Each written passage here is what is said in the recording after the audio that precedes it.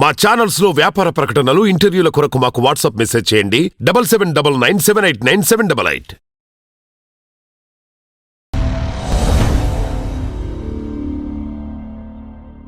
సుమారు ఒక 18 సంవత్సరాల ఎక్స్పీరియన్స్ మీది ఇప్పటివరకు ఇండస్ట్రీలో ఎలా ఉంది ఈ జర్నీ? ఎలా ఉంది జర్నీ? అంతా బాగుంది సార్. జర్నీ ఎప్పుడు సాఫీగా ఉండదు. సాఫీగా ఉంటే మనం బాగుండదు కూడాను. జర్నీ ఎప్పుడు ఉడుదుడుకులుగా ఉంటేనే చిన్న మజా కూడా ఉంటుంది. ఛాలెంజెస్ వస్తాయి, వాటిని అధిగమిస్తాం. అలాగే ఉడుదుడుకులు ఉన్నాయి, అలాగే వెళ్తుంది. ఆ ఉడుదుడుకులు కూడా హ్యాపీ అలాగే వెళ్ళిపోతున్నాయి అంతే. కానీ మీకు ఎక్కువ వచ్చినట్టున్నాయి కదా ఒడిదుడుకులు? అంటే మీ లైఫ్లో మీరు ఎక్కువ చూశారు అంటే జబర్దస్త్ బిఫోర్.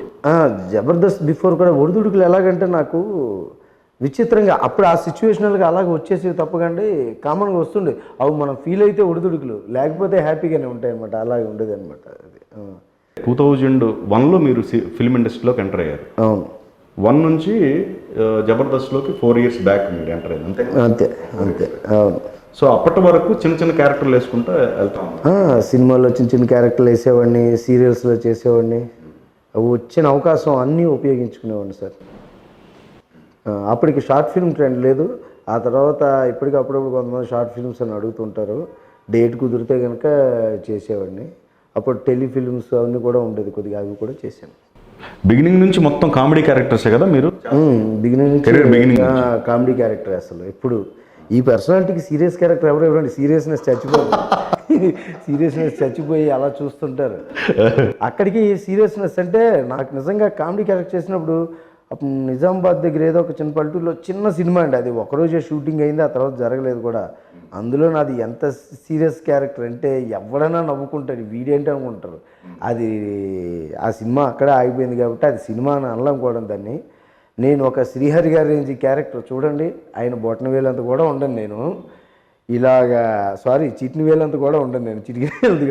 చెల్లి ఎవరినో లవ్ చేయటం, చెల్లి ఇంటికి వచ్చేటప్పుడు నేను కత్తి పట్టుకుని ఎక్కడికి వెళ్ళి వస్తున్నావు, కత్తి పట్టుకుని వాడిని వేసేస్తే ఈ రేంజ్ అసలు ఊహించుకోలేము.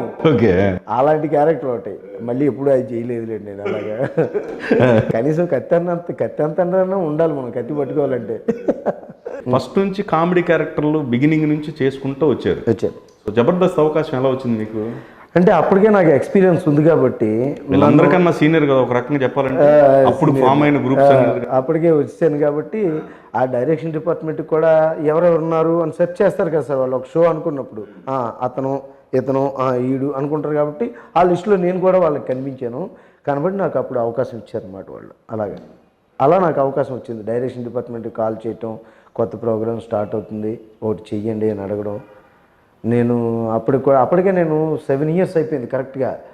టీవీలో బాగా చేసి ఆ తర్వాత ఇంక మనం సినిమాలు ట్రై చేద్దాం, ఇంకా ఎదగాలి కదా, ప్రమోషన్ రావాలి కదా అని చేద్దాం. కొద్దిగా తగ్గించుకుంటేనే అక్కడికి వెళ్ళగలం, అన్నీ చేద్దామంటే కుదరదు.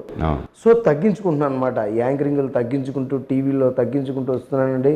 ఇంకా మానేసి ఒక 2-3 నెలలు సినిమాలే చేస్తా. ఈ టైంలో మళ్ళీ టీవీ కంటే అని కూడా రిక్వెస్ట్ చేశాను నేను వాళ్ళు. ఇప్పుడు మళ్ళీ టీవీకి వెళ్తే మళ్ళీ అలాగ పర్లేదండి, ఇది చాలా మంచి ప్రోగ్రామ్ చెయ్యండి అని అలా ఒప్పించాను అనమాట. నా చేత ఒప్పుకున్నాను అప్పుడు నేను. అంటే అప్పటికి జెమినీలో యాంకర్గా ఉన్నారు? జెమినీలో యాంకరింగ్ చేస్తున్నాను అప్పటికే. నవ్వు నవ్వించు అవన్నీ మిగతా ప్రోగ్రామ్స్ కూడా అన్నీ. సినిమా ప్రమోషన్స్ ప్రోగ్రామ్ ఒకటి FIR అని వచ్చేది, అది చేసేవాడిని. సో జబర్దస్త్ ఫామ్ అయిన తర్వాత ఫస్ట్ బ్యాచ్లో అంటే మీ 6 ఎవరైతే ఉన్నారో 6లో చంద్ర మధ్యలో వచ్చాడు తను. కానీ మీరు మాత్రం కరెక్ట్గా అంతే ఉండిపోయింది సార్. అవును సార్. మీకు ఎక్కడ ఏ విధమైన ఇబ్బంది కలగలేదు. దానికి 2 కారణాలు చెప్పొచ్చు. ఒకటి వర్క్ సాటిస్ఫాక్షన్. మనకు కావాల్సినంత యాక్ట్ చేయొచ్చు, ఏం కొత్తగా యాక్ట్ చేస్తావో చెయ్యి, ఆ వర్క్ సాటిస్ఫాక్షన్ ఉంటుంది. ఇంకా టు బి ఫ్రాంక్ నేను చెప్పాలంటే బయటికి వెళ్ళిపోతే ఖాళీ అయిపోతానేమో అని భయం. ఆ 2 కొద్దీ నేను చేశాను. కరెక్ట్గా నాకు అవకాశం ఇచ్చారు.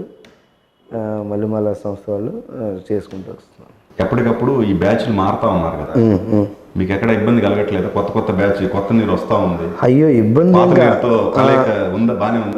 పాత వాళ్ళు ఎప్పుడు నన్ను చాలా అభిమానిస్తారు, నాకు మంచి వెల్ విషర్స్ పాత బ్యాచ్ అందరూ. అలాగే కొత్త బ్యాచ్ కూడా సార్, కొత్త నీరు వస్తున్నప్పుడు అందులో కొత్తదనం ఖచ్చితంగా ఉంటుంది సార్. నేను పాత వాళ్ళని చూసి నేర్చుకున్నాను సార్. ఫస్ట్ నేను జబర్దస్త్కి అడ్జస్ట్ కాలేకపోయాను. అందరూ ఫటాఫట స్కిట్లు కొడుతున్నారు, నాకు అర్థం కాలే. నేను కామెడీ చేసేవాడిని. ఆ టైప్ ఆఫ్ ప్రోగ్రామ్ హిందీలో అక్కడ ఉన్నా నేను అవి చూడలేదు, చేయలేదు, ఏం చేయలేదు. ఇది ఏంటి వాళ్ళు ఎలా ఆలోచిస్తున్నారు ఎదుర్కోలేకపోయేవాడిని వాళ్ళని అసలు నేను. బిగినింగ్ లో కదా. అవును అదే. ఆ తర్వాత మెల్లిగా అలవాటు పడ్డే టైంకి వాళ్ళు వెళ్ళిపోయారు, కొత్త వాళ్ళు వచ్చారు, వీళ్ళు కొత్త థాట్స్ వస్తారు, మళ్ళీ వీళ్ళు ఎదుర్కోవాలి. వాళ్ళని చూసి నేర్చుకున్నాను, కొత్తగా వచ్చే వాళ్ళని కూడా చూసి నేర్చుకుంటున్నాను సార్. కొత్తదనం ఉంటుంది, కొత్త టాపిక్స్, కొత్త యాక్టింగ్, కొత్త బాడీ లాంగ్వేజ్ అన్నీ వస్తాయి. బాగుంటుంది సార్, ఇప్పుడు ఇద్దరితో కలిసి చేస్తుంటే భలే ఉంటుంది. ఓకే, వెరీ బిగినింగ్ ఇప్పుడు ఉన్నోళ్ళు ఓకే, కానీ వెరీ బిగినింగ్ మీ పైన కూడా కొంచెం కోల్డ్ వార్స్ జరిగినట్టున్నాయి. ఏమో సార్, ఒకటి ఏంటంటే నిజం చెప్పాలంటే నేను ఇప్పుడు వార్స్కి ఎక్కువ నా తరఫు నుంచి తావు ఇవ్వను, ఆర్గ్యుమెంట్స్ కూడా తావు ఇవ్వను, సైలెంట్గా ఉంటాను, దూరంగా ఉంటాను. వాళ్ళు కొంతమంది వీడు మాట్లాడలే, నా గురించి బాగా తెలుసు అనుకుంటాడు, పాపం ఇతను ఎవరితో ఇంటర్ఫీర్ ఎవరి గొడవలకు దాన్ని ఆర్గ్యుమెంట్ చేయటం నాకు రాదు ఫస్ట్ ఆఫ్ ఆల్. అందుకని కాముండి ఒకసారి ఏం వార్లు జరిగామో నాకైతే తెలియదు కూడా. మీ ప్రమేయం లేకుండా కూడా జరగవచ్చుగా. ఏమో జరిగి ఉండొచ్చు, ఎందుకు జరిగాయో ఏంటో కూడా తెలియదు. నా తప్పు ఉంటే అది వార్ అవుతుంది నా మీద. సో నేను కావాలని ఇప్పుడు తప్పు ఏం చేయలేదు, వారు చేయలేదు. నలుగురు కలిసి ఇది కరెక్ట్ అంటే సరే అలాగే పోదాం అని వెళ్ళిపోతుంటాను నేను. సో ఓవరాల్గా ఇప్పుడు కంపేర్ టు మీరు అంటే ఫస్ట్ స్టార్టింగ్ కామెడీకి ఇప్పుడు జబర్దస్త్ కామెడీకి వేరియేషన్ అనిపిస్తుందా మీకు? మా జబర్దస్త్ అప్పటికిప్పుడు ఉంది సార్, ఉంది. ఎందుకంటే మేమే అప్పుడప్పుడు ఆ పాత స్కిట్లు చూస్తుంటాం, ఇప్పుడు స్కిట్లకి పాత స్కిట్లకి చూస్తుంటే చాలా తేడా ఉంది సార్. అప్పట్లో ఇంకా కాస్త స్లో ఉండేది కామెడీ, రాను రాను కామెడీ కూడా చాలా స్పీడ్ అవుతుంది.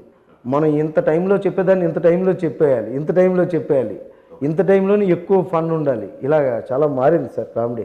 ఓకే, అంటే ఇప్పుడే ఫన్ బాగా జనరేట్ అవుతుంది అంటారా? ఇప్పుడు బాగా అంటే ఇప్పుడేం కాదు, అప్పుడు బాగా జనరేట్ అయింది కాబట్టే సక్సెస్ అయ్యి ఎంత దూరం వచ్చింది. ఇప్పుడు జనరేట్ అవుతుంది, అప్పుడు జనరేట్ అవుతుంది.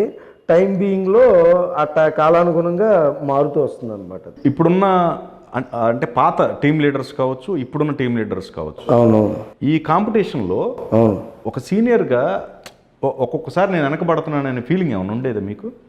ఓడిపోయినప్పుడు అనిపిస్తుంటుంది సార్.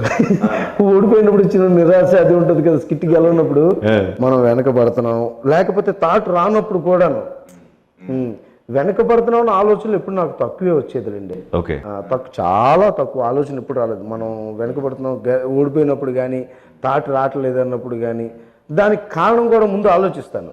వెనకబడిపోతున్నావా ఎందుకు అంటే మిగతా షూటింగ్స్లో కూడా బిజీగా ఉన్నావా, లేకపోతే ఏంటి, దీనికి టైం స్పెండ్ చేయాలి, మనం కేటాయించాలి, ఇలా తప్పగాని అప్పుడు అంటే ఎందుకంటే దట్ ఈస్ ఏ కాంపిటీషన్. మాకు ప్రతి షూటింగ్ ఉన్న రోజు అంటే మా జబర్దస్త్ ఉన్న రోజు మాకు ఒక ఒలింపిక్స్ లాగే ఉంటుంది, గోల్డ్ మెడల్ కొట్టాలనే రేంజ్లోనే ఉంటుంది. ఆ రోజుకి మాత్రం చాలా వేడిగా ఉంటుంది, ఒక్కొక్కడికి బీపీలు టెంపరేచర్లు ఎక్కువ ఉంటాయండి. అదే ఓకే.